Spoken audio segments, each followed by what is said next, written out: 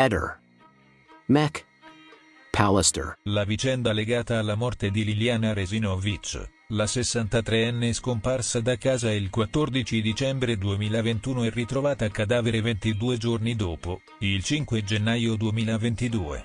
Continua a rappresentare uno dei più intricati misteri della cronaca italiana recente, nonostante il lavoro degli inquirenti e le numerose ipotesi investigative formulate nel corso degli anni. Ad oggi non esiste ancora una verità definitiva sulle cause e sulle circostanze della sua morte. A commentare la complessità del caso è stato Carlo Mastelloni, ex procuratore capo di Trieste, una delle figure più autorevoli della magistratura italiana, noto per il suo impegno in indagini di rilevanza storica, come il caso Gladio e diverse inchieste sul terrorismo. Mastelloni, il 29 gennaio, è stato insignito del prestigioso sigillo trecentesco dal sindaco di Trieste, Roberto Di Piazza. Un'onorificenza simbolica assegnata a personalità che si sono distinte per il loro contributo alla città. A margine della cerimonia, l'ex procuratore, interpellato dai giornalisti, ha espresso un'opinione sul caso Resinovic, le cui indagini hanno tenuto banco per 3 anni sui principali organi di informazione nazionali. Con il suo tipico tono diretto e senza giri di parole, ha dichiarato: "La magistratura ha lavorato, ma è un caso complicato, ho idea che non se ne verrà a capo presto". Una frase che sintetizza l'incertezza che ancora avvolge l'intera vicenda e che lascia intendere che, nonostante gli sforzi investigativi, potrebbero volerci ancora anni prima di giungere a una conclusione chiara e definitiva. Nel suo intervento, Mastelloni ha toccato diversi aspetti critici dell'indagine. Dopo aver definito la vicenda triste e privata, ha difeso l'operato della magistratura, sottolineando come i magistrati abbiano fatto quello che hanno fatto e che, attualmente, il caso sia oggetto di una rivisitazione sulla base delle indicazioni del giudice per le indagini preliminari. Tuttavia, l'ex procuratore ha anche evidenziato la necessità di una riflessione sugli errori eventualmente commessi nel corso dell'inchiesta.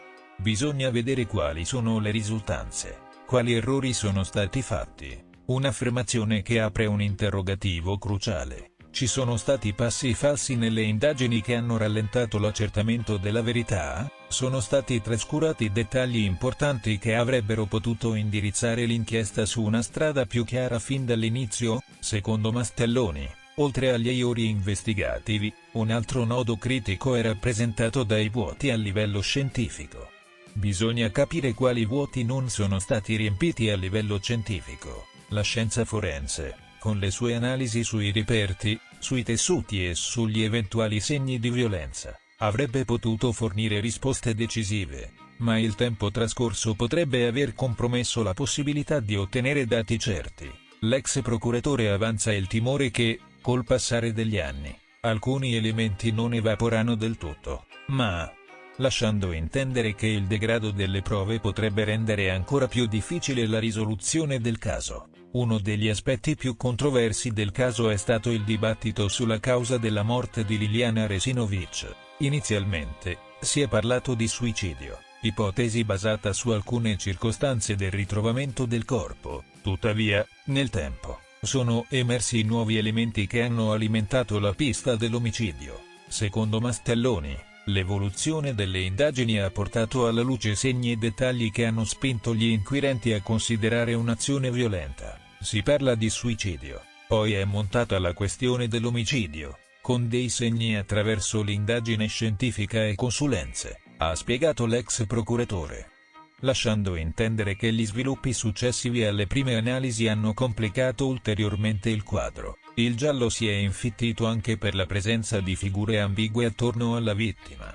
Mastelloni ha sottolineato come nel contesto familiare e nelle cerchie vicine a Resinovic ci siano persone che vogliono esprimere la loro ambiguità, rendendo ancora più difficile districare i fili della vicenda. Un elemento, in particolare, solleva sospetti: il comportamento di alcuni soggetti che, nel corso dell'inchiesta, sono rimasti sempre abbottonati. Secondo l'ex procuratore, c'è qualcosa di fumoso in questa storia, dettagli e retroscena che non sono ancora emersi del tutto e che potrebbero essere decisivi per risolvere il mistero. Un caso destinato a rimanere insoluto? Le parole di Mastelloni, pur non offrendo una soluzione al caso, gettano una luce critica sulla sua evoluzione. Da un lato, riconosce il lavoro della magistratura e degli investigatori, dall'altro non esclude la possibilità che alcuni errori, lacune investigative e incertezze scientifiche abbiano contribuito a rendere ancora più complesso il quadro generale.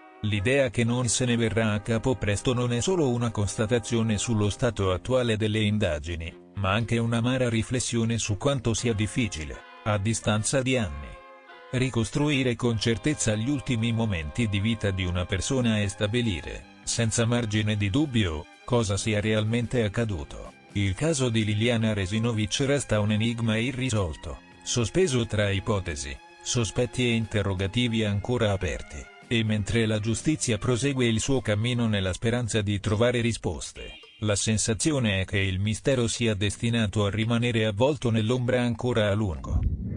Gentili ascoltatori, buona giornata da Sensio Locchi. Il corpo di Andrea Prospero è stato ritrovato. Ora, che sia stato un suicidio o un malore, lo dirà l'autopsia. Però, signori, questo caso ha acceso in me una lampadina. Perché dico questo? Perché ogni volta che accade qualcosa in questa città, il mio ricordo va sempre a un caso irrisolto del 2006, il caso appunto della scomparsa di Marra Sogna. Caso irrisolto perché non è stato, a distanza di 19 anni, non è stato trovato né il corpo e né il responsabile. La storia processuale indica che la sera della scomparsa di Marra Sogna, appunto, qualcuno è entrato nella sua casa di Perugia con le chiavi, appunto, aperto la porta di casa e è entrato dentro. Questa è storia processuale perché questa persona è stata vista da una persona che abitava al piano superiore, appunto, a quello di questa sfortunata ragazza. Non è stato possibile riconoscerlo perché questa persona aveva un cappello in testa di corporatura robusta, però è stato sempre girato, non è stato visto in faccia purtroppo. Però questa ragazzina, chiamiamola così, quando questa persona è andata via, l'ha visto salire sopra una macchina colore bianco che aveva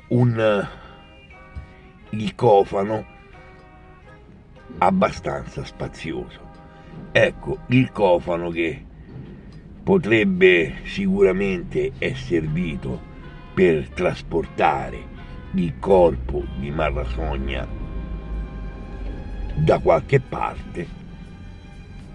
Ecco, signori, diciamo la persona, l'uomo nero, questa persona che non è stata identificata, proprio in riferimento proprio a questa scomparsa di Andrea Prospero, ha acceso in me una lampadina di speranza. Perché? Perché io ho questa lampadina, la mia indagine di natura esoterica mi porta all'Università di Perugia. L'uomo nero viene sicuramente dall'Università di Perugia. Non può essere sicuramente, non credo che sia uno studente, ma con molta probabilità una persona che ha a che fare appunto all'interno di questa, chiamiamola struttura, perché poi a Perugia ce n'è una, anche se ci sono diverse facoltà, però la struttura è unica. Ecco signori, questa ora nel 2006 chi lavorava all'interno dell'Università di Perugia e possedeva una macchina bianca con il cofano largo, abbastanza capiente, questa potrebbe essere una intuizione investigativa. Ma poi c'è dell'altro, anche il caso di Meredith Kercher, che qualche mese fa appunto sono stato in via della Pergola a Perugia, dove ho fatto un video che purtroppo non è stato cancellato. Ecco signori, Meredith Kercher, qualcuno ha indicato che all'interno di questa casa qualcuno ha visto un'ombra andare via.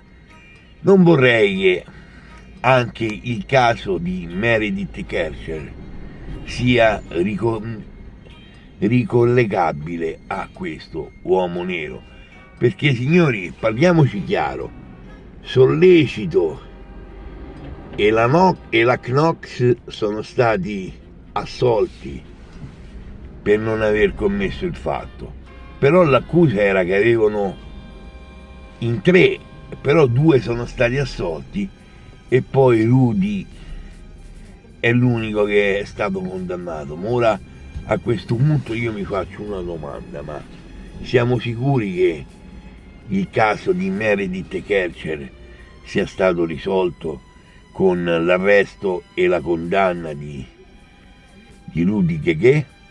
Questo bisognerebbe capirlo.